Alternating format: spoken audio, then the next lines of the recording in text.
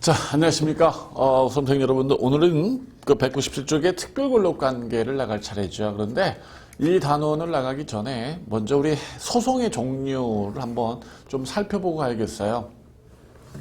소송의 종류를 좀 봅시다. 여러분들, 모든 분쟁은 뭘 가지고 싸울 것 같아요? 뭘 가지고 싸울까? 자, 내가 김 씨한테 돈을 빌려줬는데 김 씨가 돈을 안 갚아요. 왜 안 갚아? 그랬더니 김 씨가 그러기를 내가 이 씨한테 당신한테 돈 주라고 돈 줬는데 안 주던가요? 무슨 소리야? 난 당신한테 돈 빌려줬는데 난 당신한테 돈 받아야지. 내가 왜 김 씨한테 돈을 받아? 돈 줘? 그랬더니 전 못 줘요. 제가 분명히 김 씨한테 당신 돈 주라고 내가 돈 줬어요. 전 돈 갚을 의무가 없어요. 당신 나한테 돈 받을 권리가 없어요. 무슨 소리야? 난 당신한테 돈 빌려줬기 때문에 당신한테 돈 받을 권리가 있어. 없어요. 자, 우리 법원 가서 소송을 한번 따져볼까? 그래서 소송을 간다면은 싸움 대상이 바로 뭘까요?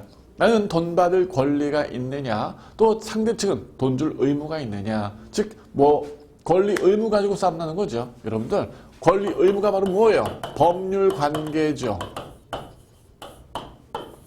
법률 관계가 분쟁의 대상인 겁니다.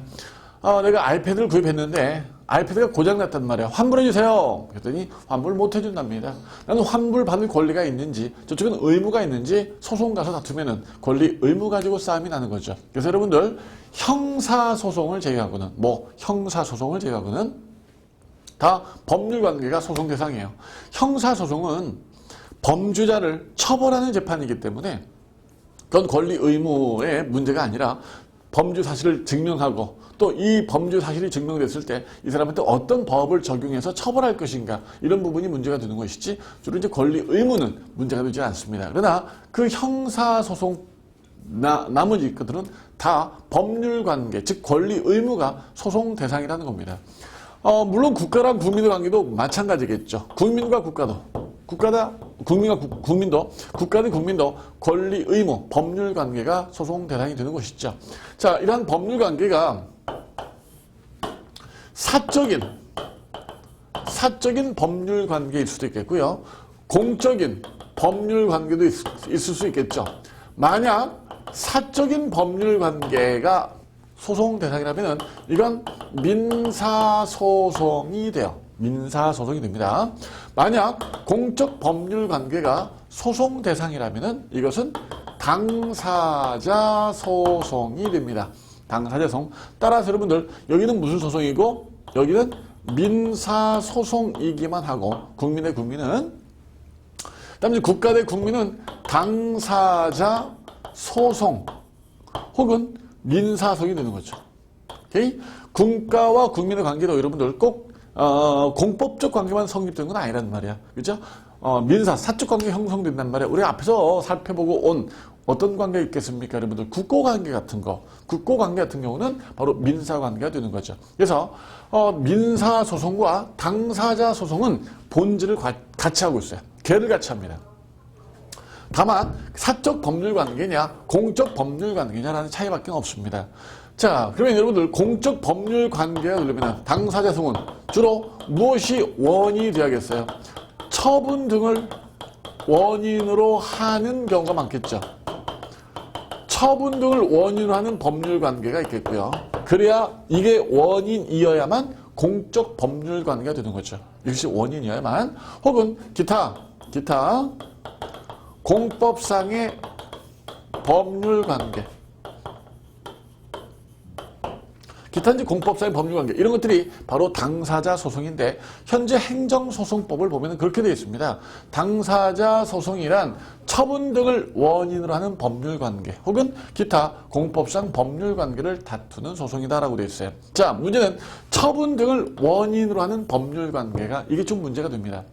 이래야 공법적 법률 관계라는 건 아시겠죠? 근데 처분 등을 원인으로 하는 법률 관계가 뭐가 문제가 되느냐? 봐요. 행정청이 행정처분을 했단 말이에요. 이 처분 때문에 뭐가 발생했어요? 권리나 의무의 문제가 발생하게 됐다, 이런 말이죠. 법률관계 문제가 발생했다. 그래서 이 법률관계를 다툰 소송이 무슨 소송인데? 당사자 소송인데, 이 소송의 원인이 뭐였냐면은 처분이었더라 이거죠. 처분 때문에 발생한 법률관계더라 이거죠. 따라서 이 법률관계를 다루기 위해서는 우선 뭐부터 다투어야겠습니까? 이 처분부터 우선 다투어야겠죠. 이를 우리는 뭐라 부르냐면은 선결문제라 불러요. 이 법률관계를 다투기 위해서 이 처분의 위적법부터 우리는 우선적으로 해결해야 된다는 얘기죠. 이를테면 내가 영업정지 처분을 받았습니다.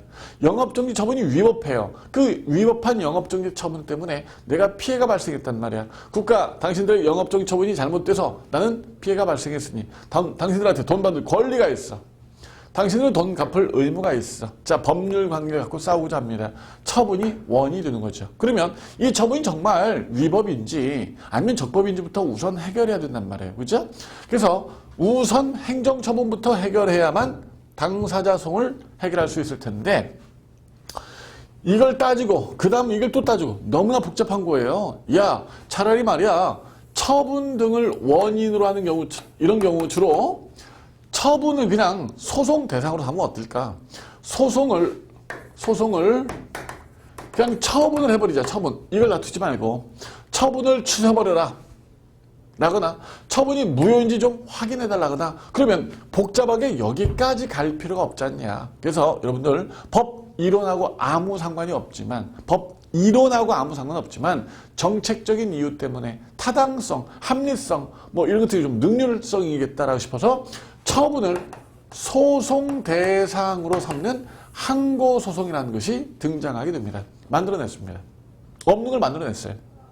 여러분들 따라서 우리 친구들이 선생님 이게 항고소송인지 당사자 소송인지 대체 구분이 안 돼요. 뭘 구분을 못한다는 거야. 이렇게 생각하면 되지. 소송 대상이 지금 처분인지 아니면 법률관계인지를 따지면 되지.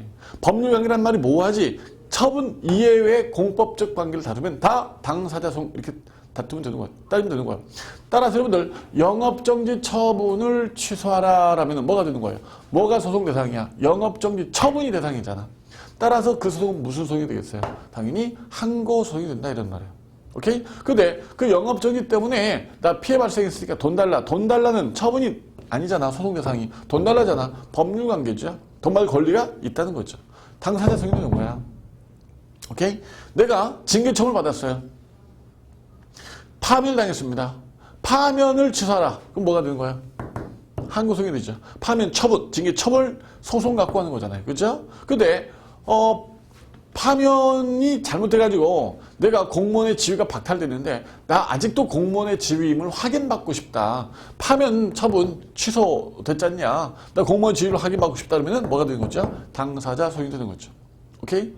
이렇게 처분이 소송 대상이냐 아니면 처분 이외의 법률관계가 소송 대상이냐. 처분이 소송 대상이면 항고소송, 이외의 법률관계가 소송 대상이면 당사자 소송 이렇게 때려버리면 되는 거죠. 자, 여러분들 잘 봐.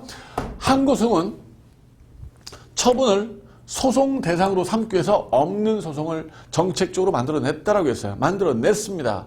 없는 걸 만들어냈습니다. 무엇을 만들어냈냐면은 첫 번째 취소 소송을 만들어냈어요. 두 번째, 무효등, 번호 붙일게. 1번, 2번, 무효등 확인 소송을 만들어냈습니다. 세 번째, 부작위 위법 확인 소송이 만들어졌는데, 부작위 위법 확인 소송이 뭐냐? 자, 봅시다, 여러분들. 행정청 갑한테 A가 뭔가를 신청했습니다. 뭐 이를테면 건축 허가를 신청했다라거나 무슨 뭐 음식점 영업 허가를 신청했다라거나. 근데 행정청이 부작위라는 거예요. 지금 몇 개월이 지났지만 행정청이 아무 짓도 안 하는 거죠. 부작위라더라 이거죠. 이때 A가 법원에 뭘 청구하느냐면 제가요 신청했는데 행정청이 아무 짓도 안 하고 있습니다. 이 아무 짓도 안 하는 행위가 위법인지 확인 좀 해주세요라고 부작위 위법 확인 소송을 청구합니다. 부작위 위법 확인 소송. 이렇게 항고소송은 세 가지가 여러분들 법에 정해져 있습니다. 왜요? 없는 걸 만들어냈기 때문에 만들어진 것 이유는 없는 겁니다. 그래서 여러분들 법 정항고소송이라 불러요. 뭐라고요? 법으로 항고소송이 정해져 있다는 뜻입니다. 그 이외에 법으로 정해져 있지 않은 이 세 가지 이외의 항고소송은 없어요. 그래서 여러분들이 뭘 구분할 때 이게 항고소송이냐 당사자 소송이냐 이럴 때 취소 소송이냐 무효동 확인 소송이냐 부작위법 확인 소송이냐 이런 것들 여러분들 이런 것들 들어있으면 이건 항고소송이야 이렇게 생각하시면 되겠고요.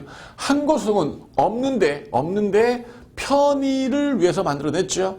따라서 편하기 위해서 만들어냈기 때문에 기왕지사 만든 거 확실히 편해버려야겠죠. 그래서 여러 가지 항고소송은 특수성을 많이 부여하고 있습니다. 민사소송이나 당사자소송에서 엿볼 수 없는 많은 소송의 특징들을 가지고 있습니다. 여러분들, 근데 항고소송은 없는 걸 만들어냈는데 항고소송이 갖고 있는 어떤 그 많은 좀 문제점들도 좀 많이 있어요. 야, 이거 항고소송으로 좀 해결할 수 없는 법원의 어떤 특수성 때문에 해결할 수 없는 것들도 좀 있다. 그래서 좀 어떻게 다른 방법 없을까? 그래서 여러분들 어떤 제도를 만들어냈느냐? 자, 이 행정처분을 어차피 소송 대상으로 삼았는데 이 처분을 법원 가서 해결하다 보니까 문제가 좀 많더라. 예컨대 신속성이 떨어진다라거나 경제성이 떨어진다라거나 그다음에 법원의 한계성 이런 것들이 너무나 많더라. 그러면 이 처분을 어차피 우리 소송 대상으로 삼았으니 심판 대상으로도 삼아버리자. 그래서 행정심판이라는 제도를 둔 겁니다. 행정심판은 처분을 다투는 심판입니다. 어차피 처분을 다투는 소송 만들어냈으니 거기에 상하는 심판제도를 만들어내서 뭘 보완해보자? 소송제도의 문제점을 한번 보완해보자 해서 행정심판이라는 걸 만들어냅니다. 행정심판 여러분들 항고심판이에요. 처분을 대상으로 하는 심판이란 말이에요. 항고심판인데 세 가지가 있습니다. 취소, 심판 똑같아요. 무효 등 확인 심판 똑같아요. 세 번째, 의무 이행 심판이라는 게 있습니다. 의무 이행 심판이라는 게 있습니다. 자, 봐요. 소송은 부작위 위법 확인 소송이죠. 이쪽은 의무 이행 심판이죠. 자, 내가 무언가를 신청했단 말이에요. 행정청한테. 건축허가를 신청했다라거나 음식점 영업허가를 신청했다라거나 근데 행정청이 나의 신청에 거부 처분해요. 너 신청 못해줘. 혹은 부작위 아무 짓도 안 하더라는 겁니다. 부작위를 하더라 이거죠. 이에 가장 적극적으로 국민이 구제를 받을 수 있는 방법은 뭐냐면 의무를 이행하라라고 적극적으로 소송을 청구하는 방법이에요. 의무를 이행하라라고 적극적으로 소송을 청구하는 방법이란 말이에요. 너희들 뭐 아니야? 나 신청했잖아. 당신들 해줄 의무가 있잖아. 빨리 그 의무를 이행해라고 의무 이행 소송을 적극적으로 청구하는 방법이 있는데 근데 법원이 그러면 뭐라고 해야 됩니까? 법원이 행정처한테 야, 그 처분해줘야 돼. 왜 처분을 안 해주는 거야? 빨리 처분해줄 의무 있으니 이행하라라고 처분을 명령하는 판결을 내줘야겠죠. 근데 여러분들 법원은 권력 분립 때문에 처분을 명령할 수가 없습니다. 법원은 처분을 명령할 수가 없습니다. 권력 분립 때문에 말입니다. 그래서 우리는 의무이행 소송제도가 없습니다. 지금 외우십니다. 따라합니다. 의무이행 소송인 우리나라 없습니다. 의무이행 소송은 우리나라 없습니다. 왜 없다고요? 권력 분립 때문에 없습니다. 의무이행 소송은 없습니다. 권력 분립 때문에 처분을 명령할 수가 없습니다. 그래서 권력 분립 때문에 없기 때문에 대신 어떤 제도를 마련했느냐? 부작위가 위법인지 아닌지를 확인하는 소송만 부작위 위법 확인 소송만 만들었더라 이런 말이에요. 그래서 여러분들 우리는 부작위 위법 확인 소송인데 자 이런 행정소송의 소송으로서 법원으로서 어떤 문제점을 극복하려고 심판제도 뭘 만들었다? 의무 이행 심판을 만들었다 이런 말이에요. 그래서 행정심판위원회한테 저 갑이요 내가 신청했는데 허가를 안 내줘요.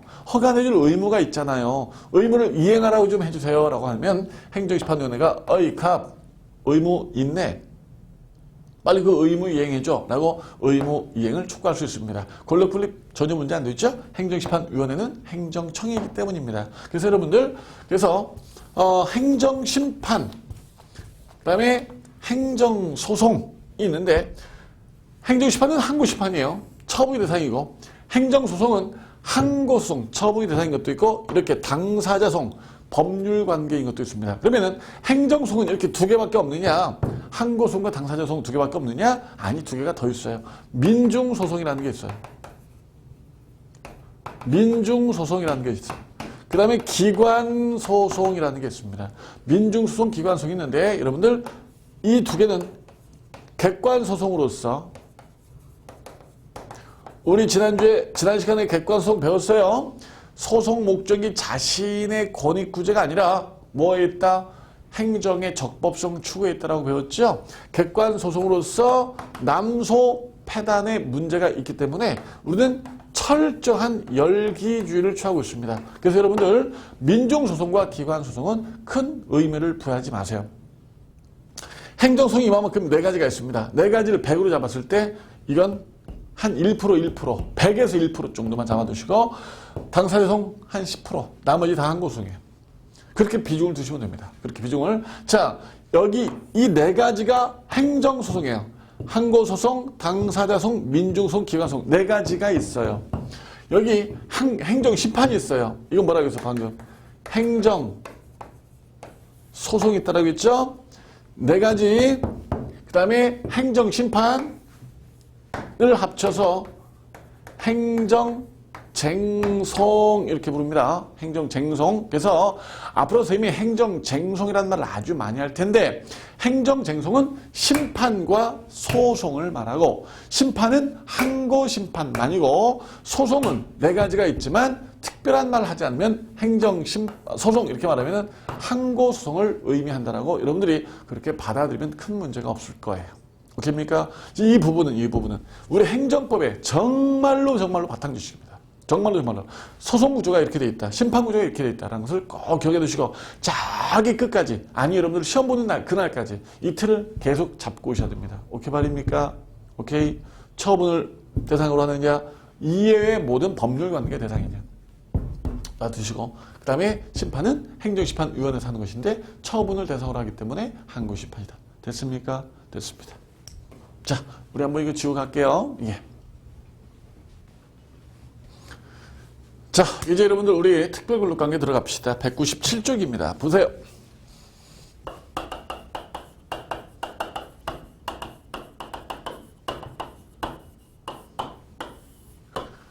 특별근로관계는 많이 나온 단어는 아니에요. 안 나온 단어는 아닙니다.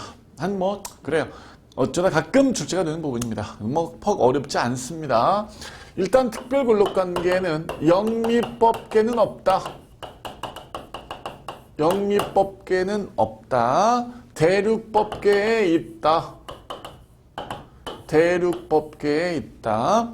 근데 대륙법계인데 프랑스 없다. 독일에 있다. 뭐야? 영미푸는 왜 없지? 영미푸는 왜 없냐면 특별근로관계가 시민혁명이 확실히 일어났기 때문입니다. 3대 시민혁명의 발상지가 어디예요? 영국의 명예혁명, 프랑스 대혁명, 미국의 독립전쟁 이 세 가지죠? 이 세 가지가 3대 시민혁명이란 말입니다. 그러면 독일은요? 일어났죠? 두 번이나 일어났습니다. 근데 둘 다 어설펐죠. 아주 어설퍼요. 두 번째 시민혁명 때 비로소 그 왕이 끝납니다. 왕이 끝나고 이제 공화제가 되는 것이죠. 그래서 시민혁명이 어설피 터지다 보니까 특별근로관계라는 것이 등장하는데 선생님 그러면 특별근로관계는 시민혁명과 관련이 있나 봐요. 오케이. 시민혁명과 관련이 있습니다. 좀 이따 보고요. 이러한 독일의 특별권력관계가 일본에서 우리나라로 넘어와서 독일, 일본, 우리나라에만 있는 어떤 특별한 정말 그런 특별한 권력관계가 특별권력관계가 되겠습니다. 자, 특별권력관계는 국가와 상대방이 특별한 원인에 의해서 관계가 성립이 되면은 상대방은 국가한테 무조건 복종이야. 무조건 복종하고 상대방은 국가는 상대방한테 포괄적 지배권을 행사해버려요. 포괄적 지배권을 행사합니다. 포괄적 지배권을 행사한다는 얘기는 법치주의가 적용되지 않는다는 거예요. 법대로 하지 않는다. 포괄적으로 지배하겠다. 법치가 적용되지 않는데 그중 뭘 뜻하느냐면 법률 유보를 말합니다. 법의 근거 없이 마음대로 지배함이란 뜻이죠. 법의 근거 없이 마음대로 지배함. 사법심사조차도 안 해버려. 뭐 이따위가 있어. 정말. 그러니까 정말 특별 권력 관계가 되는 거예요. 정말 특별 권력 관계 되는 거다. 오케이? 자, 뭐 이런 정말 특별한 관계가 있느냐? 어떻게 되냐면은 여러분들 독일에 절대군주가 있었어요. 독일의 절대군주. 왕이 막 마음대로 하는 것이 절대군주죠. 근데 다른 나라들이 막 무너져요. 시민혁명에서 막 무너집니다. 프랑스 같은 막 죽였어요, 왕을. 독일도 군주가 이제 불안불안하죠. 우리도 시민혁명이 일어날 텐데 불안하다. 근데 아닌 게 아니라 시민혁명이 탁 터졌단 말입니다. 터졌는데 어떻게 터졌어요? 아주 어설피 터져버렸어요. 시민혁명이. 독일 군주가 웃어버렸어요. 뭐 이 정도냐? 이 정도밖에 안 돼? 이랬단 말이에요. 근데 시민혁명이 터졌다고 또 의회는 어때요? 의회는 군주한테 입헌군주를 요구하는 거죠. 입헌군주제를 요구합니다. 자, 왕 봤지? 우리 어떻게 시민혁명 터뜨리는 거 봤지? 너 이제 마음대로 하지 말고 헌법에 입각해서 정치해야 돼. 헌법에 입각해서 정치해야 돼. 뭐야? 헌법대로 해달라는 거지. 법치를 요구했지 지금. 법치 요구했어요. 법률을 우리가 제정할 테니 너 법대로 해. 법률로 당신을 통제하겠어 이런 뜻이죠. 법률을 누가 만들어 근데? 의회가 만들죠. 따라서 법률을 의회가 제정해서 이걸로 군주를 통제해보겠다는 심산인 거죠. 이걸로 통제해보겠다는 심산인 거죠. 이에 군주가 반발해버려요. 군주가 반발해버립니다. 싫어. 의회가 깜짝 놀랐어요. 다른 나라는 시민혁명이 터지니까 목숨만 살려주세요 제발 이랬단 말이에요. 군주가. 근데 여기서는 왕이 싫어 이랬습니다.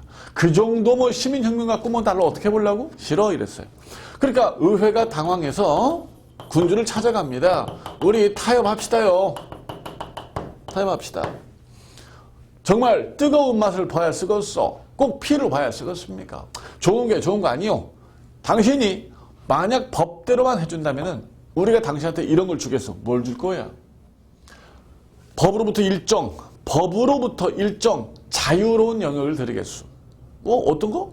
당신이 임명한 신하들, 당신 마음대로 하시오.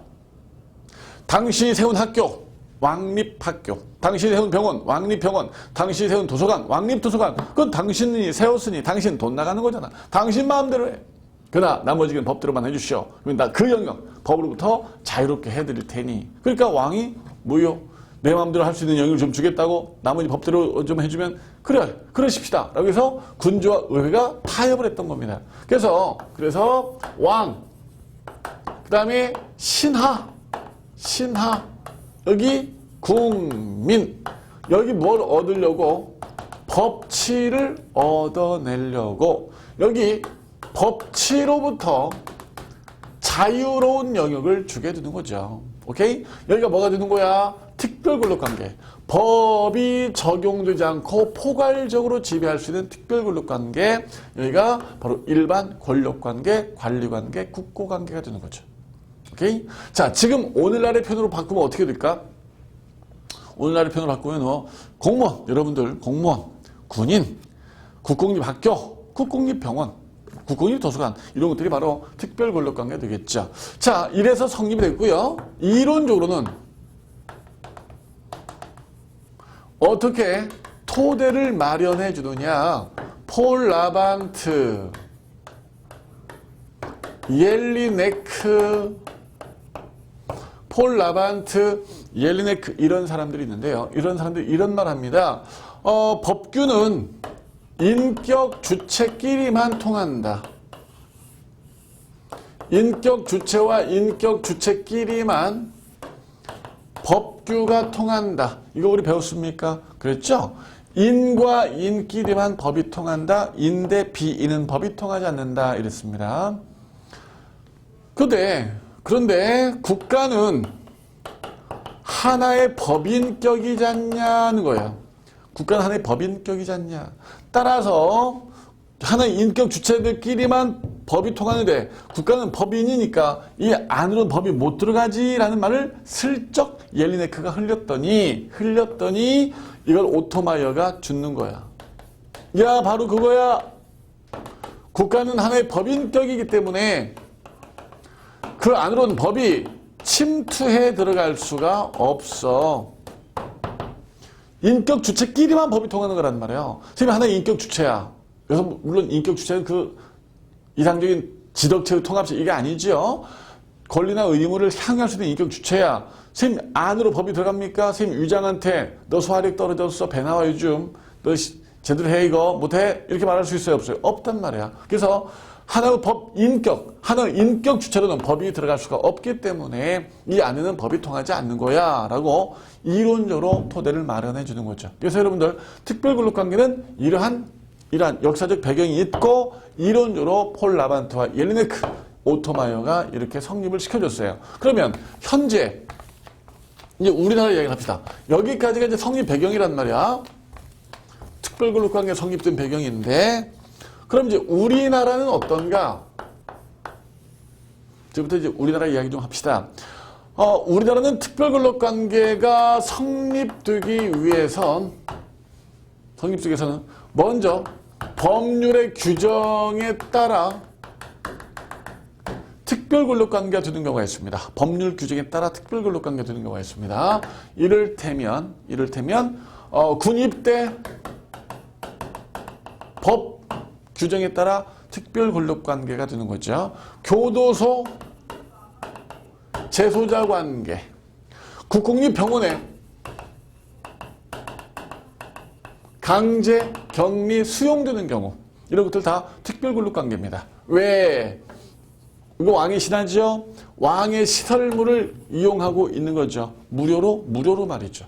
그래서 법 규정에 의해서 특별근로관계가 되는 경우고요. 두 번째, 상대방의 동의에 의해서 특별근로관계가 되는 경우가 있습니다. 상대방 동의에 의해서 두 가지가 있는데 하나가 임의적 동의가 있고 또 하나가 의무적 동의가 있어요. 임의적. 임의적 동의는 동의를 해도 되고 동의를 안 해도 된다 이런 말이죠. 해도 되고 안 해도 된다. 여러분들 이제 공무원 임용시 여러분들 특별근로관계 됐는데 동의할 수도 있고 안 할 수도 있습니다. 국공립학교 학생들, 국공립 도서관을 이용하는 사람들 이런 경우가 임의적 동의가 되겠어요. 의무적 동의는 취학아동 입학이에요. 우리는 의무교육이기 때문에 취학아동 입학은 꼭 동의를 해야 됩니다. 의무적으로 동의를 해야 됩니다. 그죠? 바로 이런 경우가 특별근로관계가 성립되는 요인이 되겠습니다. 그럼 어떻게 소멸되느냐? 첫 번째, 목적이 달성되는 경우가 있어요. 목적 달성. 예컨대 졸업을 했다라거나 국군학교를 혹은 군을 전역했다라거나 학교를 졸업했고요. 만기 출세했다라거나 이런 것들이 목적 달성이 되겠고요. 두 번째, 임의적 탈퇴가 있습니다. 자기 스스로 나 안 할래요. 빠져나오는 것이 임의적 탈퇴가 되겠죠. 공무원이 사퇴를 한다 라거나 자퇴를 한다. 국공립 학생들이 자퇴를 한다. 이런 경우가 임의적 탈퇴가 되겠죠. 세 번째 권력 주체로부터 일방적으로 배제되는 경우가 있습니다. 즉, 뭘 뜻하는 거죠? 잘린다는 얘기죠. 일방적 배제이기 때문에 잘리는 경우가 있습니다. 퇴학을 당한다라거나 공무원이 면직 처분, 파면을 당했다라거나 이런 경우가 특별권력관계가 소멸되는 경우가 되겠습니다. 자, 이래서 우리나라는 특별권력관계가 성립되고 소멸됩니다. 그러면 우리나라는 특별권력관계 종류가 얼마만큼 있느냐? 종류. 첫 번째, 왕의 신하들. 공법상 근무관계가 있겠죠. 공법상 근무관계. 이를테면은 군인, 공무원 등이 공법상 근무관계입니다. 왕의 신하들. 두 번째, 영조물 이용관계가 있습니다. 왕의 시설물을 이용하는 거죠. 학교, 국공립학교, 도서관, 국공립병원, 교도소 등인데 이 정도는 외워야 돼. 학도병교, 학교, 도서관, 병원, 교도소. 국공립이야 다. 그죠? 학도병교. 그 다음에 조심해야 될 것이 있어요. 영조물 이용관계는 특별근로관계인데 영조물 법인 이용관계는 특별근로관계가 아닙니다. 왜지요? 영조물은 우리가 무료로 이용하는 거잖아. 영조물 법인은 무료로 이용하는 거 아니지. 우리한테 장사하는 거지. 영조물 법인 뭐였어? 영조물하고 차있죠? 여긴 장사한다고 했죠? 우리 상대로 돈 벌어요. 그러니까 우리가 한국도로공사에서 도로를 이용하는 건 이건 영조물 법인 이용이지 영조물 이용이 아니기 때문에 특별근로관계가 아닙니다. 오케이죠? 물론 영조물 법인과 임직원의 관계도 마찬가지예요. 영조물 법인이 임직원을 사사롭게 채용했기 때문에 이 사람들 특별근로관계에 둘 수가 없습니다. 판례에 의하면 서울 지하철공사 서울 지하철공사니까 공사지요. 뭐야? 영조물 법인이지. 지하철공사가 임직원한테 징계를 했단 말이야. 이건 처분이겠어? 처분이 아니겠어? 처분이 아니죠. 특별근로관계가 아니란 말이에요. 처분이 아닙니다. 따라서 이 징계는 행정소송을 통해서 구제받을 수가 없고 어떻게 구제받으라? 민사소송을 통해서 구제받으라 라는 것이 판례 태도입니다. 오케이? 영조물 법인은 특별근로관계가 아니다.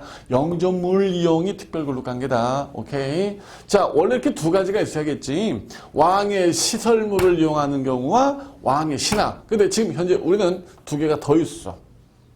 어떻게 두 개가 더 있느냐? 국가로부터 특별한 감독을 받는 관계가 있어요.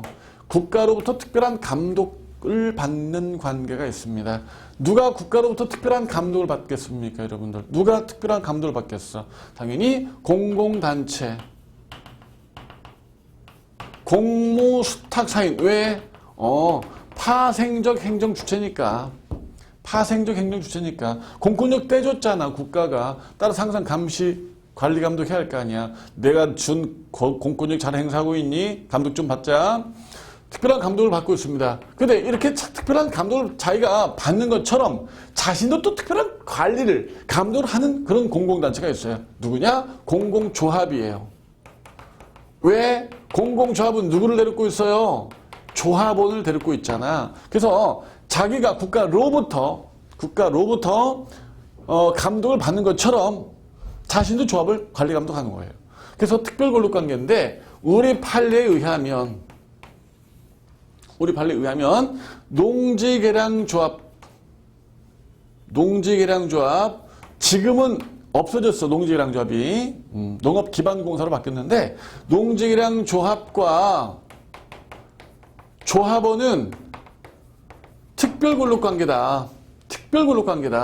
따라서 이때 징계 처분은 처분이기 때문에 어떻게 구제받으라? 항고소송으로 구제받으라. 특별근로관계이기 때문에 항고소송으로 구제받으라 라고 판시하고 있습니다. 자, 여기서 이제 우리 친구들이 많은 질문들 합니다. 선생님, 이상합니다. 뭐가 이상하느냐? 공공조합과 조합원이 특별근로관계라는 거 알겠습니다. 따라서 농지계량 조합과 조합원 특별근로관계라는 거 알겠습니다. 근데 특별근로관계는 사법심사가 안 되지 않습니까? 아까 그렇게 시작했잖아요. 법치가 적용되지 않고요. 포괄적인 지배권을 행사해버리고요. 사법심사도 안 된다라고 했지 않습니까? 어떻게 된 겁니까? 이게 사법심사가 왜 항고소송이에요? 라고 묻는데 여러분들 지금은 이렇게 봅니다. 국가, 공무원, 국민, 여기 권력, 관리, 국고죠. 여기가 뭐야? 특별권력관계죠. 특별권력관계하고 일반 권력관계를 어떻게 봐? 지금은 권력관계로 봐요. 그래서 여기 모두 뭐 항고쟁소로 사법심사가 이루어지는 거죠. 오늘날은 그래. 즉 옛날에 오토마이어 시절에는 사법심사가 안 됐는데 지금은 사법심사가 돼. 어떻게? 항고소송으로 됩니다. 항고소송으로. 오케이입니까? 특별근로관계 종류 이렇게 왕의 신하, 왕의 시설물 이용, 국가로부터 감독을 받는 공공단체, 공무수탁 사인, 그 다음에 공공조합과 조합원이 있습니다. 일단 이거 한번 더 지우고 우리 사립학교가 궁금한 게 하나 있거든요. 사립학교 좀 살펴볼게요. 지우고 가겠습니다. 자, 여러분들 특별근로관계 종류 살펴보고 있는데 자, 쌤이 사립학교 교원 한번 살펴본다라고 했죠. 사립학교 교원이 특별근로관계일까요? 아닐까요? 당근 아니죠. 누가 임명했는가 보면 되겠죠. 국가가 임명? 아니지. 사립학교, 학교 재단법인 측에서 임명했죠. 특별근로관계 아닙니다.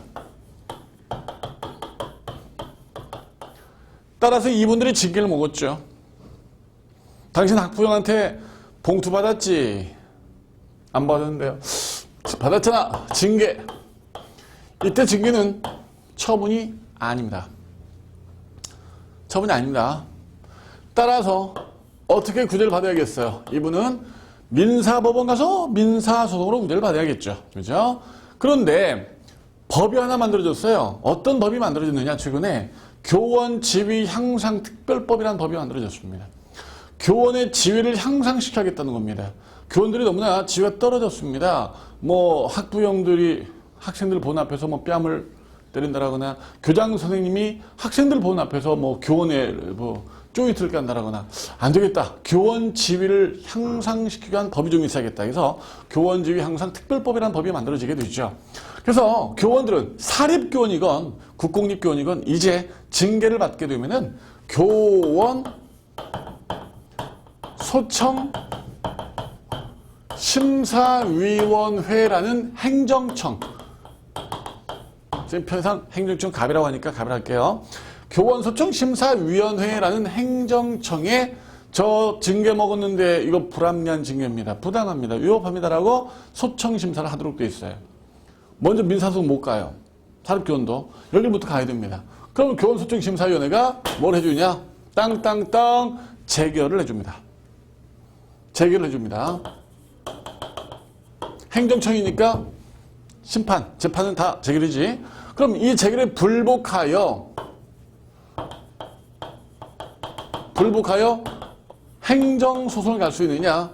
예, 행정소송을 갈 수 있습니다. 자, 여기다 적을게. 재결에 불복하여 행정소송을 갈 수 있습니다. 선생님이 지금 무슨 말 하고 있는 것 같아? 응? 무슨 말 하고 있어? 사립교는 특별근로관계가 아니란 말이에요. 그럼에도 불구하고 무엇에 여지가 있다? 행정소송의 여지가 있다. 지금 이 말하고 있는 거야. 그지? 사립교는 특별근로관계가 아니지만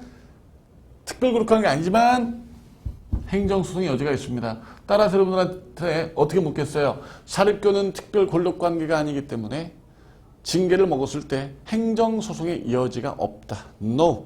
이런 절차를 거쳐서 행정소송의 여지가 있어요. 오케이? 그럼 국공립교는 어떨까?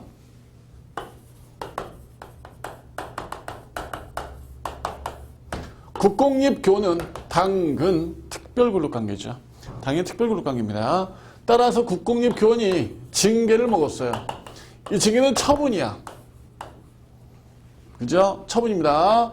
따라서 징계 처분이기 때문에 어디를 가야겠어? 행정소송으로 가야겠지. 근데 아까 우리가 얘기했던 그 교원 지위 향상 특별법에 의해서 국공립교원도 어디를 가야 돼? 먼저 예, 교원 소청심사위원회를 가는 거죠. 여기 갔다가 재결에 불복하게 되면은 역시 소송을 가게 됩니다. 뭐야? 국공립교원과 사립교원은 똑같은 절차를 통해서 구제받고 있다는 얘기죠. 그런데 이게 좀 이상하다. 똑같으면 안 되지. 특별근로관계가 아니고 특별근로관계인데 왜 똑같냔 말이야. 똑같으면 안 되잖아? 예, 똑같으면 안 되죠. 그래서 다른 점이 있습니다. 어떻게 뭐가 다르냐? 이쪽은 소송 대상이 이거예요. 이거 재결 가지고 소송 가는 거예요. 재결 가지고 소송 가는 겁니다. 이쪽은요, 소송 대상이 이거예요. 이것 가지고 소송 갑니다. 이것 가지고 소송 간다고요? 예, 그렇습니다. 예. 자, 어떻게 좀 차이가 나느냐? 어떻게? 봐. 행정청의 행정처분에 우리가 불복하면은 행정심판을 갈 수도 있고 행정소송을 갈 수도 있습니다. 그런데 우선 행정심판부터 청구했다 쳐봐. 행정심판에서 재결이 있어. 재결에서 지면 소송 가는 거지. 이겼으면 갈 필요가 없잖아요. 그죠? 지면 갈 건데 이때 소송은 재결을 갖고 가야 될까? 처분을 갖고 가야 될까? 내가 영업정지 3개월 먹었네? 나 영업정지 3개월 억울하다. 심판 갔는데 졌네? 그럼 영업정지 3개월을 취소하라고 소송 가는 거야? 아니면 영업정지 3개월에 대해서 나한테 졌다고 이 재결한 것을 취소하라고 가는 거야? 당연히 우리는 원칙적으로 원처분주예요. 기억해. 원처분주 기억해야 돼요. 우리는 원처분이야. 재결 갖고 소송 가는 게 아니라 이 원래 처분 갖고 소송 갑니다. 물론 우리가 뒤에서 배우겠는데 재결 가지고 가는 경우도 있어요. 재결 가지고 가는 경우도 있어요. 그러나 원칙은 뭐라고요? 원칙은 원처분이다 이런 말이에요. 원처분. 원처분입니다. 자, 그럼 여러분들 여기서 봐봐봐. 이거 잊으면 안 돼. 원처분이야. 자, 이쪽 봐봐봐. 사립교원 징계 먹었지? 처분이 아니야. 아니야. 교원소청심사위원회 행정처로부터 재결이 있었어? 그럼 재결은 처분이야? 당연히 재결은 처분이야. 그럼 처분 아니었지? 처분이었지? 원처분이 뭐야? 이거죠. 이게 원처분이지. 따라서 이것 가지고 소송 가는 것이고요. 이쪽은 봐봐봐. 여기서부터가 처분이었잖아. 원래 처분이었잖아. 처분, 심판, 재결, 불복, 재결이 아니라 원처분이기 때문에 원처분 갖고 소송 가는 거지. 그래서 여러분들 이쪽은 재결이 소송 대상, 이쪽은 징계가 소송 대상이 됩니다. 오케이 말입니까? 자, 사립교원 특별권력 관계 아니야. 그러나 행정소송의 여지가 있어. 뭐 가지고 소송가? 재결 가지고 소송 가는 거지. 국공립 교원 똑같아. 징계 먹으면 교원 소청 가야 돼. 갔다가 불복하면은 원처분, 징계 갖고 소송 가는 거야. 징계 가지고. 잘 들어요. 잘 들어. 재결에 불복하면은 소송을 가는데 누가 갔느냐? 종래는 교원만 갈 수 있었고요. 학교 법인 측은 갈 수가 없었어요. 재결에 불복하면은 교원이 졌다 여기서. 교원은 가. 소송 억울하다. 근데 교원이 이겼다. 그걸로 끝이야. 이게 평등원칙 위반 아닐까요? 평등원칙 위반입니다. 평등원칙 위반입니다. 그래서 위헌 결정을 받게 됩니다. 위헌 결정을 받게 됩니다. 평등원칙 위반이라고요. 그래서 최근에는 교원도 갈 수 있고요. 학교 법인도 갈 수 있습니다. 교원도 갈 수 있고 학교 법인도 갈 수 있어. 오케이? 지금 바뀌었어요. 갈 수 있어. 선생님, 그럼 국공립교원은요? 국공립교원은 재결해서 교원이 지면 소송 가요. 근데 교원이 이기면 끝나요. 왜? 그건 국가니까. 이건 둘 다 대등한 민간인들이잖아. 아까 국공립교원은 국가고 교육당국이고, 그래서 교육당국은 재결에 무조건 따라야 돼. 행정청은 재결에 무조건 따르는 거야. 그러나 여기서는 둘 다 행정당국이 아니란 말이야. 그래서 둘 다 민간이기 때문에요. 둘 다 억울해요. 뭐 내가 왜 졌어? 라면서 학교 법인도 갈 수 있어요. 오케이야? 국공립교원은 재결에서 지면 소송 가는데 국공립교원에 대한 재결에서 교원이 이기면 그걸로 끝나. 그러나 사립학교는 둘 다 민간인들이기 때문에 둘 다 지면 갈 수 있어. 여기서 이제 중요한 거 하나 있어. 뭐냐? 봐. 학교 법인 측한테는 재결이 처분이 아니었었다는 얘기야. 맞죠? 재결이 처분이 아니었었어. 그러니까 소송 못 갔지. 근데 근거법이 위헌결정 받게 되어 이제 학교 법인도 재결이 처분으로 작용하게 되어 소송이 된 거잖아. 오케이? 자, 어떤 행정작용이 당시의 법제상, 법제도상 처분이 아니었어. 어떤 행정작용이 재결이 당시의 법제도상 학교 법인 측한테는 처분이 아니었어. 근데 근거법이 위헌 결정을 받게 되어 이제 학교 법인 측한테도 이제 재결이 처분으로 받게 됐어. 그러면 학교 법인도 쟁송을 갈 수 있는데 쟁송 제기 기산점이 필요하지. 언제부터 쟁송 갈 수 있느냐. 즉 불가쟁력의 문제 때문에 그래. 불가쟁력의 문제 때문에. 언제부터 기산해야 될까요, 여러분들? 재결 시부터일까요? 아니면 위헌 결정 시부터일까요? 당연히 위헌 결정 시부터 처분이 됐잖아. 위헌 결정 시부터 처분이 됐기 때문에 이때부터 기산하는 거예요. 오케이입니까? 이거 이해 되셨습니까? 어떤 행정작용이 당시의 법제도상 처분이 아니었습니다. 따라서 당시의 행정작용 때는 처분이 아니었기 때문에 쟁송 못 가. 근데 근거법이 위헌결정 받아서 처분이 됐잖아. 따라서 이때부터 기간 계산하는 거예요. 됩니까? 위헌결정. 근데 선생님이 왜 이걸 힘줘 강조하느냐면 이런 것도 있어. 어떤 처분이 이건 원래 처분이었어. 어떤 처분이. 근거법이 위헌결정 받았다. 이때 쟁송제기 기산점. 쟁송제기 기산점 언제부터냐? 이건 처분 시부터야.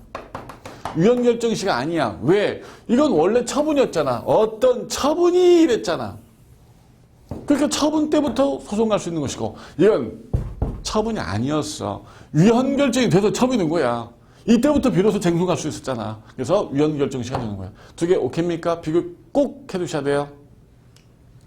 지금 우리는 여러분들 특별권력관계 종류를 하고 있었어. 그래서 특별권력관계 종류는 공법상 근무관계 왕의 신하, 두 번째 영주물 이용관계 왕의 시설물 이용관계, 세 번째 국가로부터 특별한 감독을 받는 관계, 그다음에 네 번째 공공조합과 조합원 관계야. 그럼 사립학교는 어떤가 이거지? 사립학교 교원은 특별권력관계 아니지. 그러나 교원소청심사위원회에 불복하면은 재결 가지고 소송 갈 수 있어. 오케이? 국공립교원은 특별권력관계야.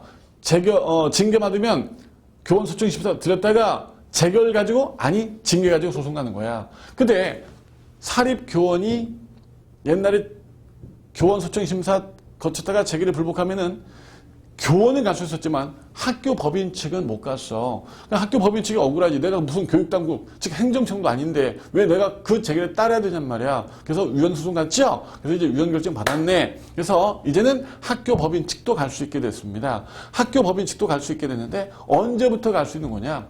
재결 시 때부터 기산하는 거냐?